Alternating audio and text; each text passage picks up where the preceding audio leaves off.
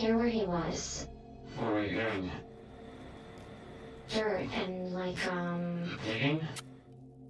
yeah, shovel noises and like water. I could hear water. I heard him pouring water.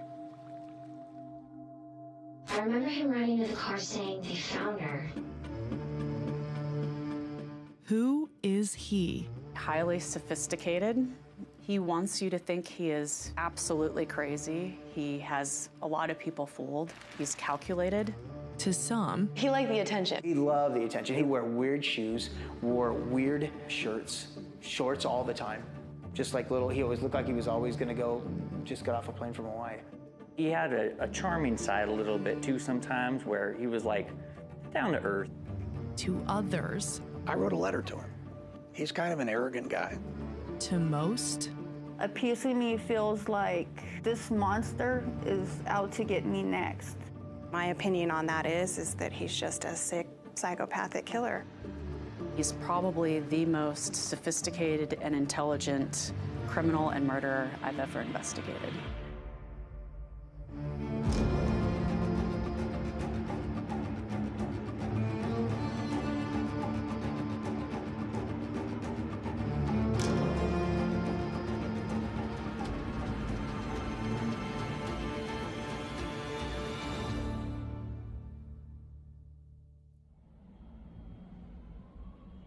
The thing about Vegas is it's a news town. I mean, there's nothing real about it. It's all fake. You've got that underbelly in Vegas that you don't have in other cities. So when a girl goes missing, oftentimes they just assume she's a prostitute. Bodies would show up in the desert and it would be a prostitute, and never solved. I'm a true crime author and journalist. Cathy Scott unexpectedly found herself in Sin City in the 90s. The Las Vegas Sun had a job opening as a police reporter that started in November, and that's the job I took. I love a good story, and I love chasing after it.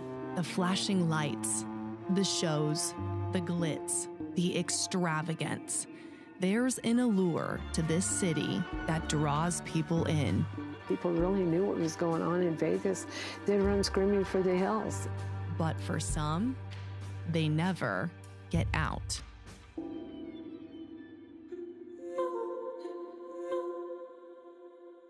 Jeff Rosgen, and I'm a retired detective with the Las Vegas Metropolitan Police Department. Back in 1997, I was assigned a missing persons detail. Down to Lamar. The name Ginger Rios came over the scanner. A 20-year-old, newly married to a man who worked at the paper with Cathy, Mark Hollinger. I think it was a photographer or one of the editors came up very quietly and said to me, "Do you know what's going on?" On Friday night, Mark and Ginger were driving down Maryland Parkway, and they had previously been to a furniture store and looking for furniture for their new house. And as they walked out of that, they saw a spy store. A spycraft store, in a weird way, playing into the temptation of Las Vegas. She says, "Hey, let me pull in and get that book, and I want to read up on it and see if I can improve our credit score a little bit." She says, "Hey, I'll run in real quick and get it, and you can just wait out here." And he thought that was a good idea because he liked to smoke. Ginger wouldn't let him smoke around her, so it gave him the opportunity to have a cigarette. So Ginger went in the store alone. It would be a quick trip in and out. Mark finished his cigarette and waited. Ginger hadn't come back. He went inside to talk to the owner, John Flowers. He says, "Hey, did a young gal with long, straight black hair, about 5'6", walk in?" He goes, "Yeah, she came in, bought a book, and left." Mark's like, "Well, she must be shopping at one of the other stores around here." So he goes looking, doesn't find anything, goes back, talks to John Flowers again, says, "Hey, he says, 'Hey, I told you. She came in here and bought a book and left. I don't know what to tell you.'" And he's holding his baby at the time, so Mark's like, "Okay." So he starts kind of driving around, going behind the alley in the back. My name is George Rios. My daughter is Ginger Rios. I had worked that day till 7 o'clock. And upon arriving at the house, I saw our dining room table with a bunch of people sitting around it. One of the things it said to me was, Ginger is missing. Hi, Ginger. I asked, what do you mean she's missing? She said, we don't know where she is. And then they described to me the situation. Mark described to me what had happened, because he was the one that was the last one to see her. As he explained it to me, I was thinking, that doesn't make sense. So why would she go into the store and disappear? First thing is you have to investigate the husband. His story sounds a little shaky. Sure, you're waiting outside a store while your wife goes in and you don't see her come out? Yeah, that just doesn't sound right. There was enough other information that there was a little bit of marital problems going on between her and her husband. Nothing super severe, but it could have been something like that. So there were those leads that were going on. Just didn't know for sure. So at that point, you just investigate everything you can. Ginger's little sister had a thought. Maybe her and Mark had gotten in an argument, and she decided to take a day or so off. And at the time, no one had cell phones. What was a small detail to police was not to Daniela Rios.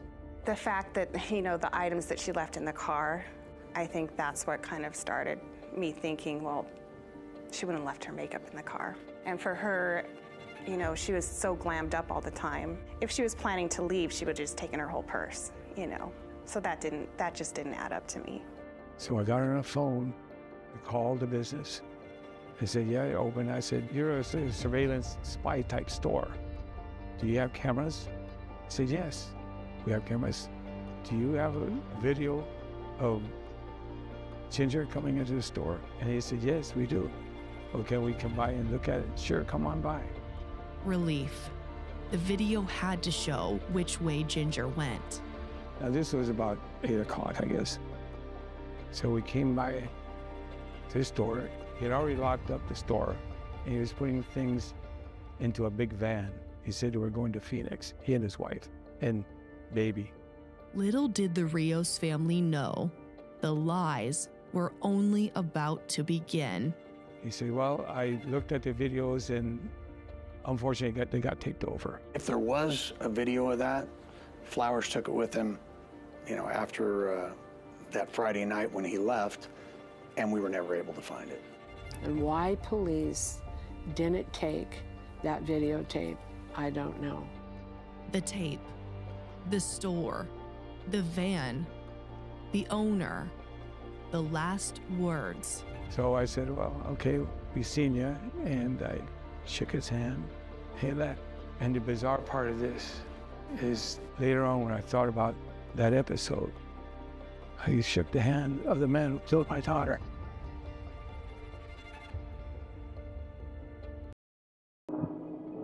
Seven, 8, 9, 10. It's as if she was meant to be a performer of some kind. Hi, Ginger. Let's walk to the room.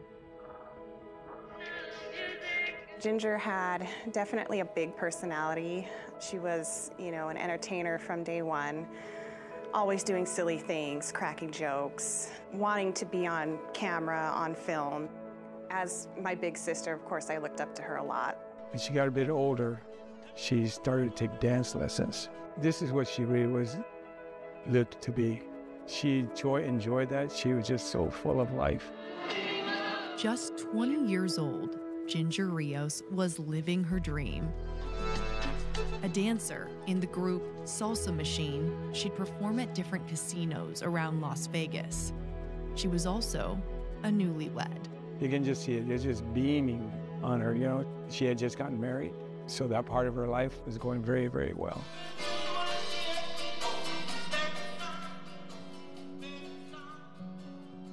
Do you remember the last time you saw Ginger? Yes. Well,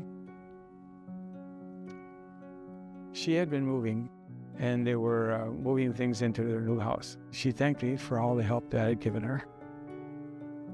And we parted with saying, I love you. I remember her coming into my room. She was wearing like a black tank top and jeans and cowboy boots which is what she had on the next day as well.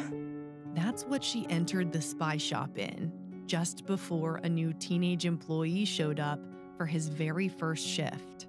I was expecting just to pull up, walk in the shop, and there would be customers there. Well, I get to the door, and the door's locked.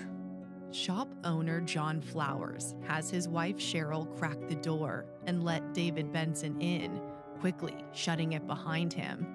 Flowers then gives both of them directions. And he says, oh, we'll just show him around a little bit.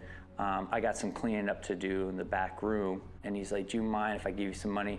Just run down the street to the Lucky's, the grocery store, and get me the largest trash bags you can get, because I'm cleaning up some stuff. I got back with the bags, gave them to him, and maybe 5-10 minutes passed. And then he came out like he was done cleaning up. And he says, oh, let me show you around the back room. So we go to the very back room where it's out to like the alleyway. And it's just all concrete floors. And he says, don't mind the smell. It was like really bleachy smell, like he had just washed it down. And it was really strong because he said that's where the dogs like, use the restroom.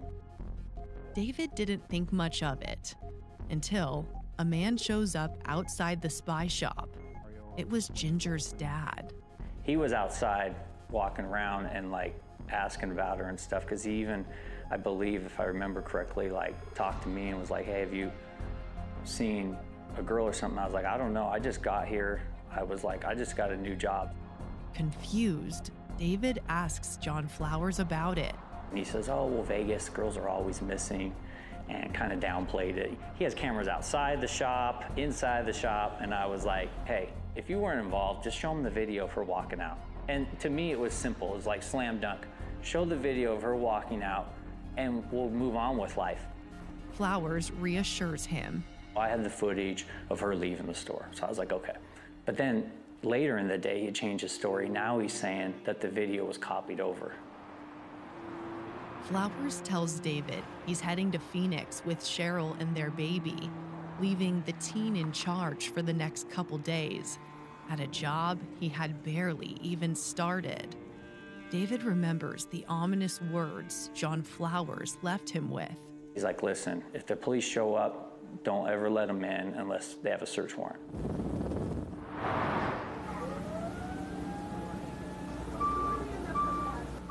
For weeks, Ginger's distraught husband and father canvassed the area, posting flyers and asking questions. There's Fry's and Target, Office Max. There was a Wells Fargo right there.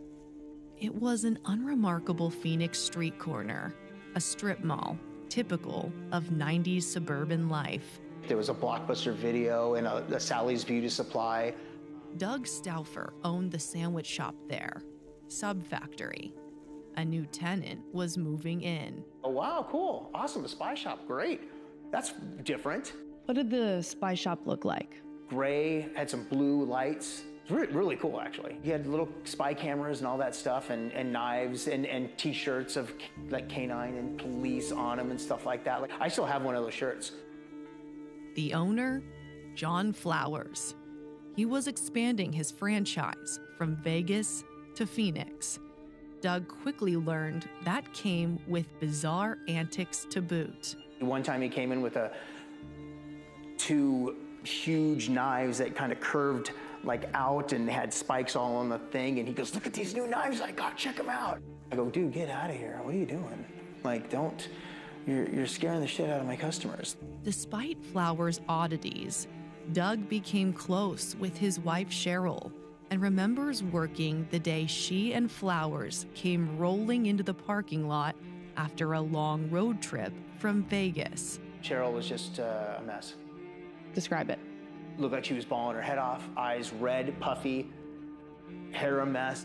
I knew it was about John, but I didn't know what it was about. She didn't want to talk about it, and I didn't really want to ask either. What Doug didn't know was the day before, Ginger Rios had gone missing from their Vegas shop. It begged the question if anyone knew the true John Flowers at all. Different. I mean, that's it. Just like, you meet a guy and you kind of go, odd, a little different. I mean, but nothing that I never thought he was lying. I never thought anything he wasn't telling the truth. Doug was wrong, really wrong. His life of lies began years before, in Florida. John Flowers was arrested several times, the mastermind behind a computer heist taken down in 1991. John had gotten involved in stealing high-end computer chips and whatnot and was attempting to work as an informant. He told people different things. He had told me that when I met him that he worked for the FBI. He was an FBI agent, he was undercover, stuff like that. And he had all this paperwork. He had tons of paperwork in the car, I do remember that. He was a government informant. He was a DEA agent. It differed depending on the day, but he had people fooled. Flowers' Florida neighbors worked at a law firm next door to the FBI office. He stole their keys and crept inside, attaching a device to the wall. He bugged the FBI's office and proceeded to attempt to extort an FBI agent and harass him and his family. His checkered past was catching up to the present. The feds are also investigating John Flowers for selling illegal listening devices and spy devices that are not legal, that he had obtained through the black market and that he was selling in his shop. They show up at the Phoenix Spycraft store for that investigation. Flowers wasn't there, but his wife was. The feds come in, they serve a search warrant here in Phoenix, Arizona on the spy store, and she's there working and immediately runs to these agents and says, "Please help me." All hell breaks loose. He had Cheryl Chacon there, and she had something to tell us. I can finally tell them what is going on. This agent is completely confused because he now has John Flowers' wife telling him he killed a woman named Ginger Rios from Las Vegas and he buried her in the desert.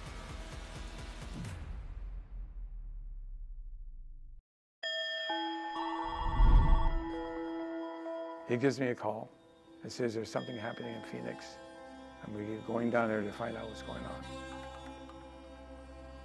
So I'm still very hopeful. You think she might be alive? That she may be down there or something, alive, absolutely alive. After this bizarre confession from John Flowers' wife, the detective says to her, "Take me out to the desert that you're talking about." So they drive out there, and she walks up over this hill, and that's when she realizes the concrete's still there. Ginger, this is where Ginger's at. So that's when the investigation for Las Vegas has its break.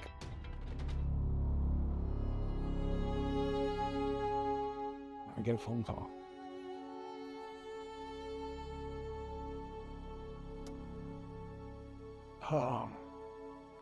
My wife, Denise, picks up the phone and she says that Jeff wants to talk to you. So he's on the phone and he's telling me what they found in the desert, that she was there, the desert. It was just the most heartbreaking experience, and just traumatic, you know, just felt like I couldn't breathe. After the phone call,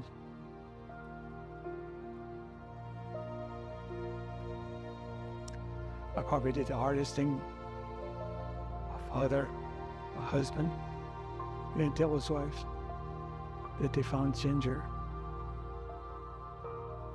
body. Not Ginger, but Ginger's body. The hardest thing I've ever had to do.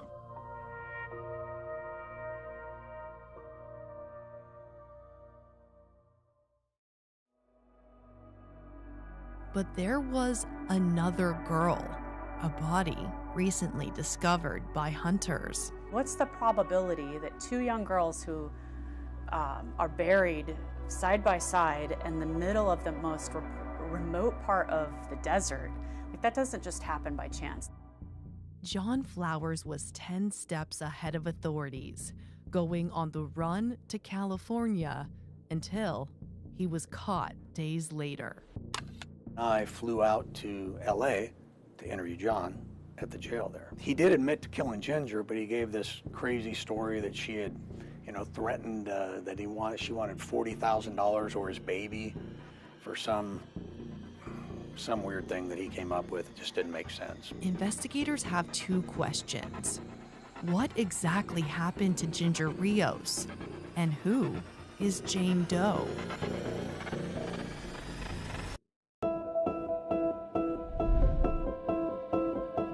Ginger comes into the store that day in April. Flowers had Cheryl, his wife, go get some film for him. We know that his motive was to get his wife out of the store so he could be alone with Ginger. And she said when she came back that her husband, John, has told her, "I've done something bad, don't go in the back room." She starts becoming concerned, like, what is he doing back there? What is going on? She forces her way to the back of the room, and that's where she discovers what she describes as the pretty young girl who had come into the store is laying down. There is a pool of blood around her head, and she appears lifeless. In fact, you said that you wanted to give us the confession. Yeah. So everybody trying to know what really happened. Because nobody really knows what happened, except for me. She walked in the store, and I don't know, I ended up hitting her. I heard someone crunch, and blood was coming out of her mouth. From the moment Cheryl saw Ginger on the ground, that's when the threats were, well, now you see what I can do to someone. She said that he then choked her, kind of held her where she would look at Ginger and said, "Don't tell anybody about this, or I will kill you and I'll kill our baby as well." He'd always told her, I'll bury you in the desert somewhere. There's bodies everywhere. It won't be hard for me to get rid of you. No one will ever find you again. Do you think the trash bags you were sent out to go get were used for Ginger? Yeah, I do.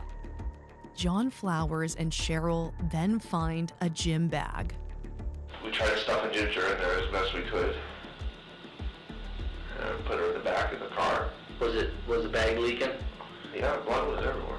Their young family in the front and Ginger in the back of the van dead, they take off toward Arizona. Why did you end up where we ended up, at that gravesite? I mean, that's a long way out there. I mean, there's a lot of desert between here and there. Yeah, we just kept on driving, didn't know what to do. You hadn't been there before? No. Okay. So it wasn't like a place you were familiar with? Okay. Detectives don't believe Cheryl ever knew about a second body, only about Ginger. A man had come forward days after Ginger Rios went missing with information, not on Ginger, but on John Flowers. There's an individual who sees the paper and sees the story, and he's like, I know this man. I worked for him. So he calls up Las Vegas Police Department, and he basically states, hey, I think I can give you some information that might help because I believe there's more victims than Ginger Rios. Like, I drove this man back and forth from Phoenix. It was one story this man shared in particular that stuck with detectives. He was in Bullhead City, and John disappears and says, I'll be right back. Do not get out of this car, whatever you do. And he listens to him, and he gets bored and starts going through the glove box of this vehicle where he finds women's rings. The quantity was such that he didn't believe it just was one woman. He believed that these were items that belonged possibly to multiple women. The only other thing that's in that truck, as you're talking about it now, there was lipstick on the floor, 2 of them. He said, sure enough. And upon realizing John was, being convicted for a homicide, he wanted to help and point investigators in the direction that he was certain there was the possibility that there were more victims out there. Some things never leave a detective's mind. That story about girls' rings stuck with them because their Jane Doe, who they believed was a young girl, was found buried with a ring. It had the letter M on it. And when I asked him about the other girl, he gave me a name. He said that he had met her here in Nevada, out at Lake Mead. That he had brought her back to the store. He had sex with her, choked her to death and killed her, and then drove her back down to Phoenix and took her out in the desert and buried her. That was his story. That was his story. Okay, now who is the girl that you're talking about? Mary Stoddard. Who is Mary Stoddard?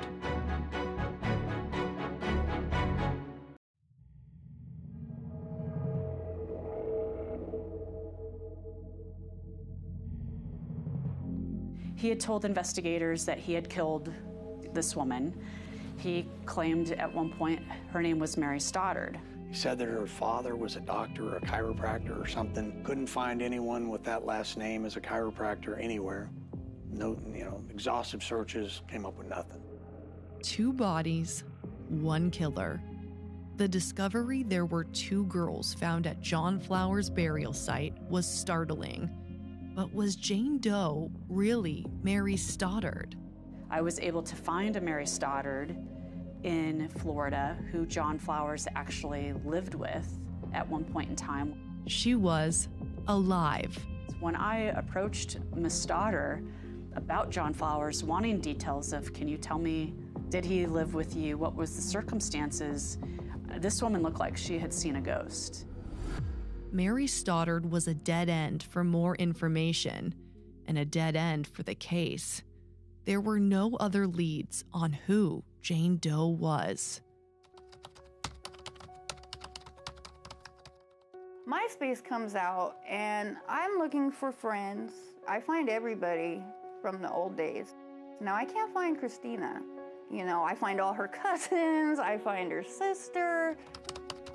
And of course I'm gonna ask them, like, hey, where's Christina? How's Christina doing?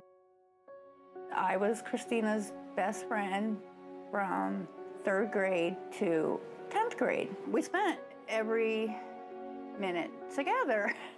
Valerie Young and Christina Martinez were thick as thieves together living in Phoenix, 15 years old, finding joy in their friendship and often emotional support when it felt like they had nowhere else to turn, both growing up in troubled households. My first time getting taken away by CPS and then being returned is what really brought us together, because we realized that we had a lot in common. Craig Jacobson had a spy shop on 7th Avenue in Camelback. I know that Florence Crittenden, where Christina sometimes stayed, it was a group home for girls. It's just down the street from 7th Avenue in Camelback. Valerie remembers the only time they met the Spycraft store owner, John Flowers. We go in there and we're talking smack about how this stuff is inappropriate. The teddy bears with the stuff in the eyes, and Christina's kind of rattling off, people only do this stuff and it's not cool to violate women and blah, blah, blah. And I realize he's locking the one door. So I say to Christina, why is he locking the door? So they leave. We literally think nothing of it. The last time I saw Christina, I didn't know it was going to be the last time I saw Christina. I waved goodbye to her at the corner. It's about a week before her birthday. Valerie never saw her again. Christina was in and out of group homes towards the end there. I thought maybe something like that had happened, like, she got sent to Adobe or something. So you think she's at another group home? Yeah, I think, she's in a group home or something somewhere. You weren't alarmed by the fact you hadn't heard from her? I had no idea nothing was even wrong or that she was missing. It's not like she would disappear, is what I'm trying to say. If she left, she would come back? Yeah, she was either at my place, the group home, or her cousin's home. Check out the incredibly popular... When MySpace came about, a decade later, So did her curiosity about her long-lost friend. I started running MySpace for her. When her profile doesn't come up, she reaches out to Christina's family. And they reply, you know, we don't know. We haven't seen her in years. I realized that nobody had seen Christina in years. Nobody's seen her. I'm the last one to see her. My heart, my gut was telling me something is not right. I was realizing that no one's gonna file a report for Christina, and if nobody files a report, no one's gonna know that she's gone. And if nobody knows she's gone, how are we gonna know where she is? Like, where is she? Number one, where is she? I received a phone call from Valerie Young, who was Christina Martinez's best friend, and she begged me from the minute I picked up the phone to please just listen to her. Phoenix detective Melissa Pulver has to rule something out first. Christina was what we would consider even today a chronic runaway. I learned, though, that she had a little bit of troubled family history.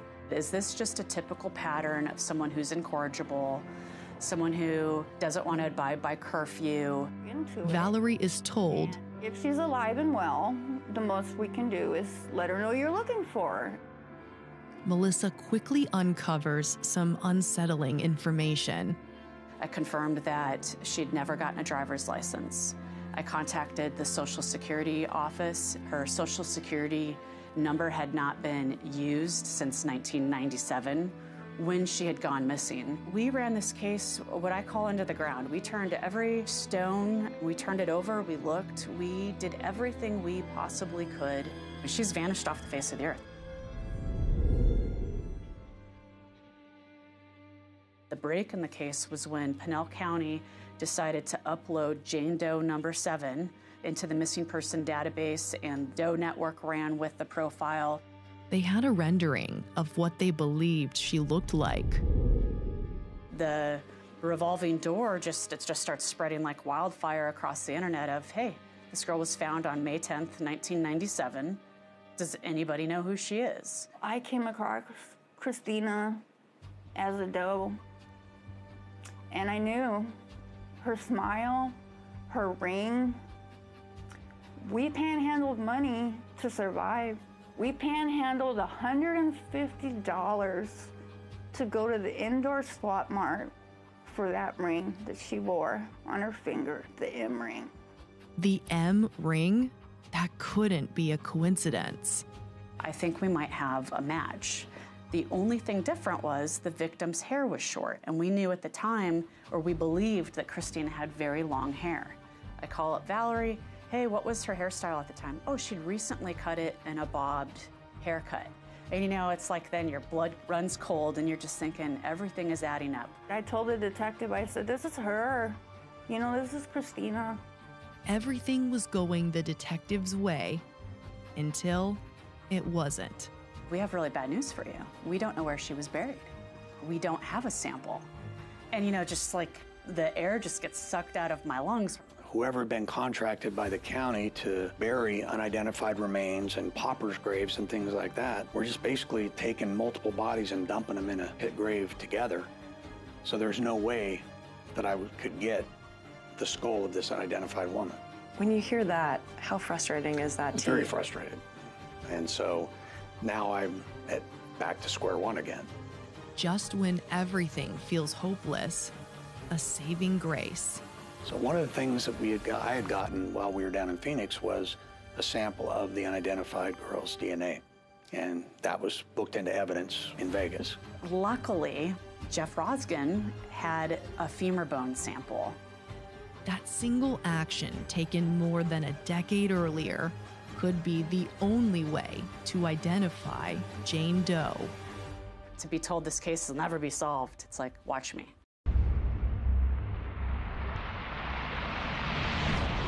We get the results back, and sure enough, it's Christina. We know from interviewing Cheryl and other victims that John's MO, his favorite thing to do was to strangle women. We can look at the autopsy report and see that She fought a good fight. She attempted everything she possibly could to get away from him. She had edged wounds to her hands. When I heard that, I knew. I knew it was total Christina, because Christina would fight. I would kill to have another minute with Christina, to hear her voice, her laugh, to take care of her. You know, she's stuck in 15, 16, and in a lot of ways, so am I sometimes.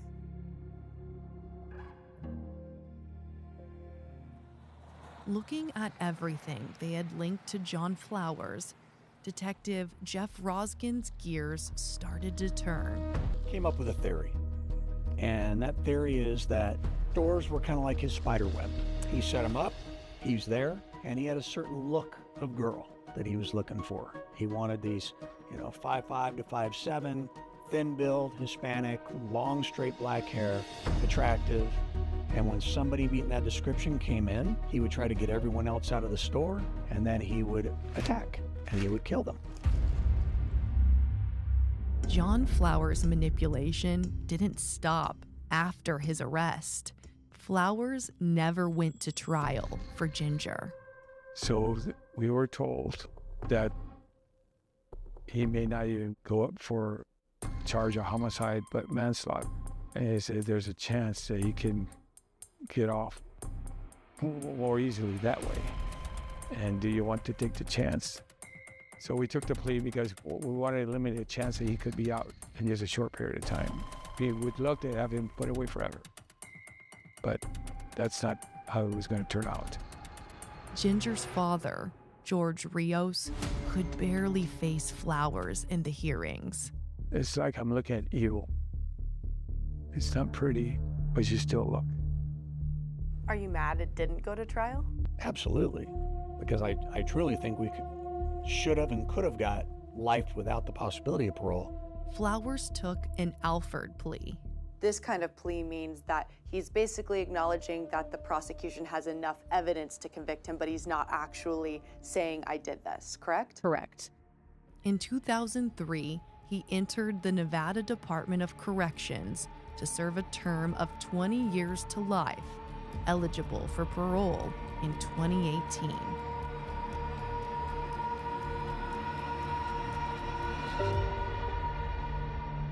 Detective Melissa Pulver was about to pay John Flowers a visit for the first time.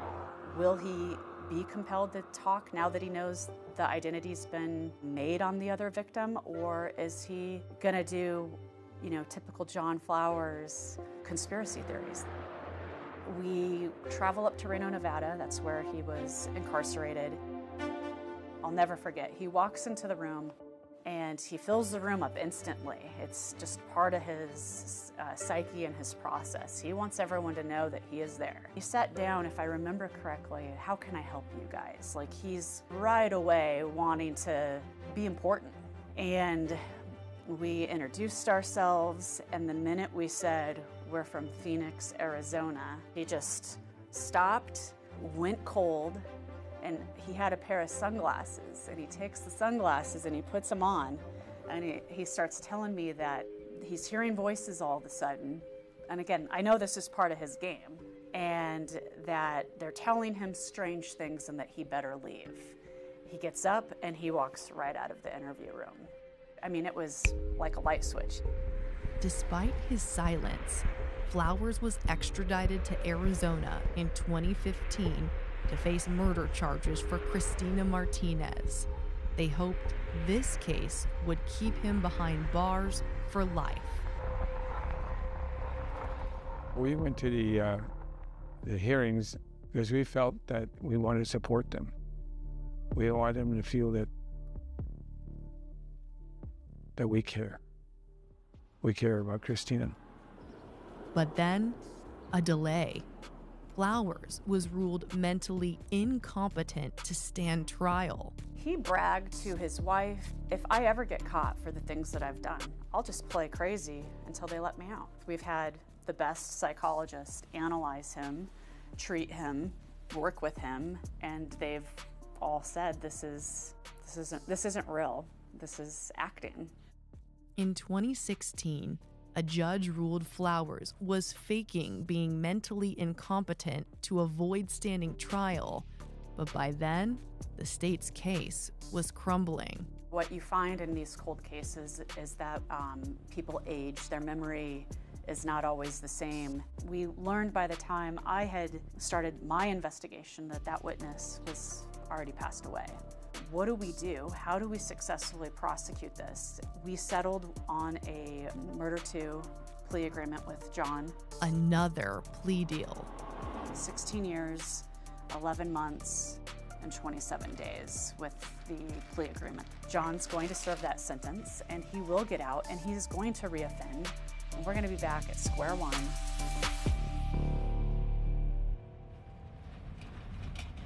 Adrenaline and pressure versus ticking time. A battle every single person he's impacted is now facing. Do you believe there are more victims of John Flowers? Absolutely. I absolutely believe that John Flowers has killed more than just Christina Martinez and Ginger Rios. Absolutely. Criminals don't become angels when they're in prison. I don't think it's far-fetched or out of the ordinary that we could have additional locations elsewhere, whether it would be in the desert or anywhere between Vegas and Arizona or anywhere else nationwide. The possible scope of this is terrifying. Oh, absolutely. He wants to brag that he's this notorious serial killer, but he also doesn't want to shed any light into his other victims, their whereabouts. We do know John Flowers visited Ginger and Christina's graves after he buried them multiple times. He was familiar with the area. Our team was about to head out to the desert. I think that was his body dumping ground. And so that's why I think at some point there might be more that turn up, or bones, that turn up. I think that where there's smoke, there's fire, and there's probably more. Greetings. This is Craig Jacobson. Please, how may I assist you?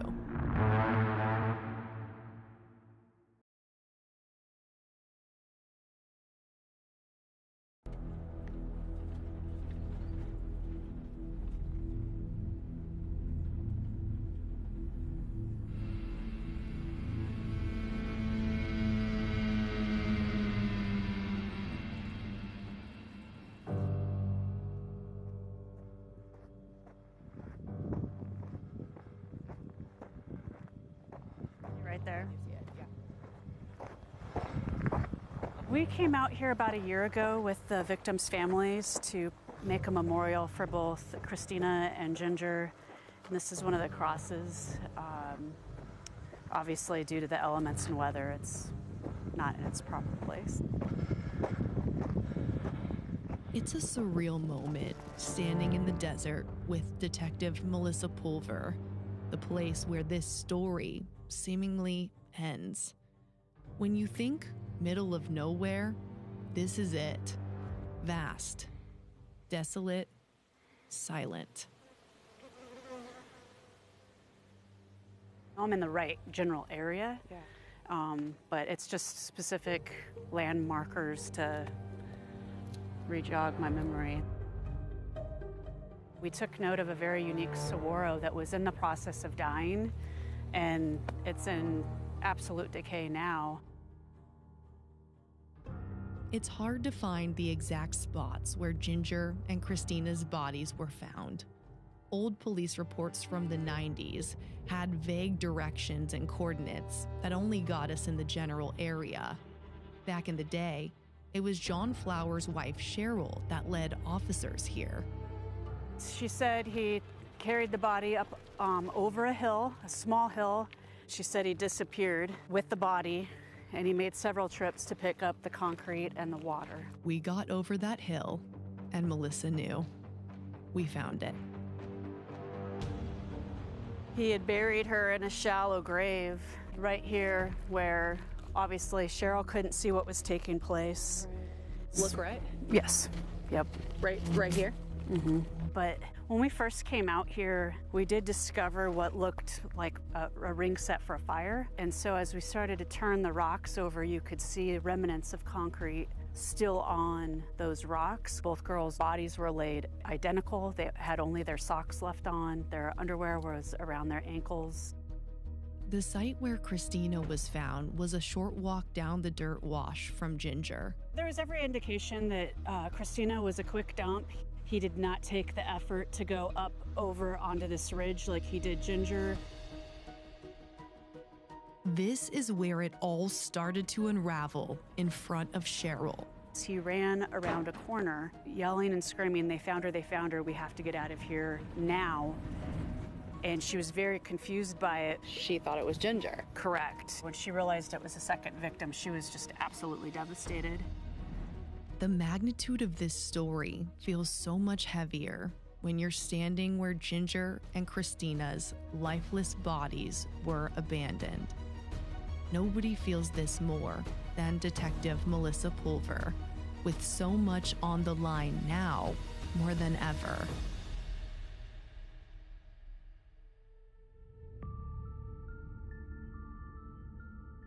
What's it like for you being out here? It gets, I don't know how to describe that. I would say it gets kind of harder in the sense that more time goes by and I feel bad for those women. I'm getting older in my career, so I can be a little bit more emotional about it too, I guess. But I know we did everything we could to bring justice to Christina in this situation. I just wish we could have done more. Yeah. Yeah. He will have an exit date from prison if we aren't able to, link other crimes to him. We don't believe these were just the first two. We think there are many more that were before. Do you think they're in this area, that there's more bodies possibly around us now? I think that we can't rule that out. John Flowers has bragged to so many people about bodies being all over the desert, and so if you take that for what it's worth, we are in the middle of the desert and bodies could be all over out here. March 9th, 2024. An odd email pops up in my inbox. Greetings. This is Craig Jacobson. Please, how may I assist you? That's John Flowers, but his actual name is Craig Jacobson. But he never really was just John Flowers. In fact, he was many different people. We know of at least 13 documented aliases he used over 2 decades. I wasn't expecting to hear from the killer himself from prison without me reaching out first. I wanted answers. What happened to Ginger and Christina? Why did he kill them? And are there others? Hello.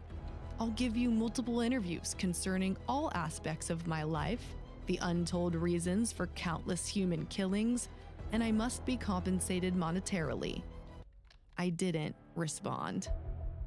Does it scare you that he could be back out on the streets? Yes. There is probably only one other person that I've investigated that is as scary as John Flowers. And I truly think that if he ever gets out, I believe he'll reoffend. I think he'll kill again. I absolutely believe that John Flowers has killed more than just Christina Martinez and Ginger Rios. Absolutely. Maybe he did it right. The other times it was nobody knew. That's the perfect crime, when nobody knows it happened.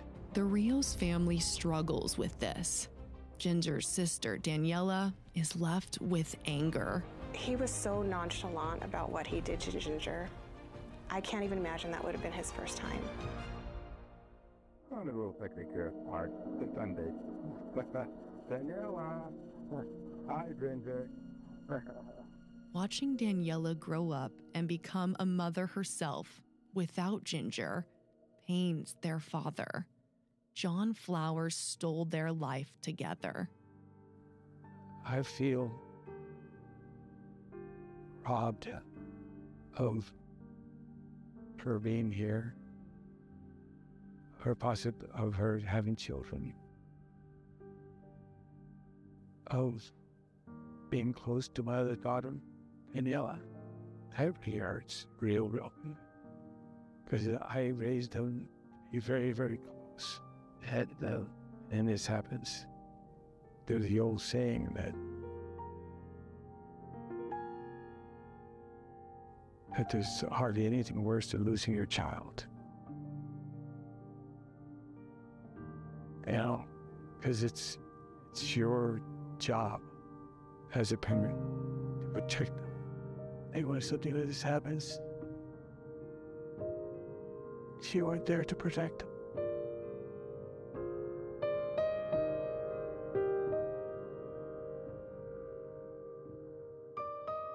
No one has ever found where Christina's remains are.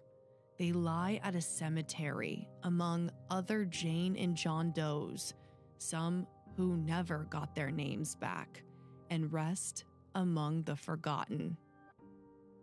I still hope one day that I will get a grave to go visit.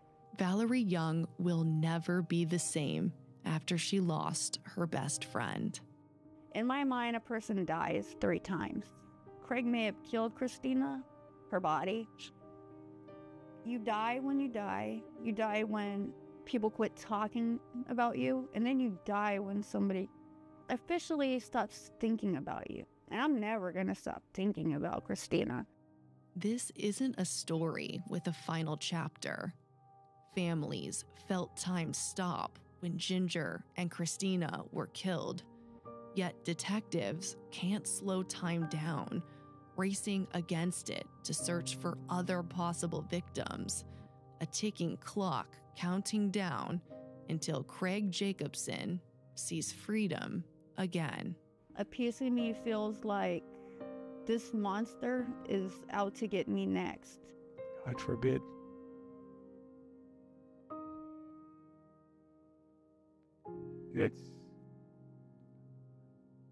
I don't know how I would feel if I found out he did this to somebody else. I don't know. I don't think there ever is an ending.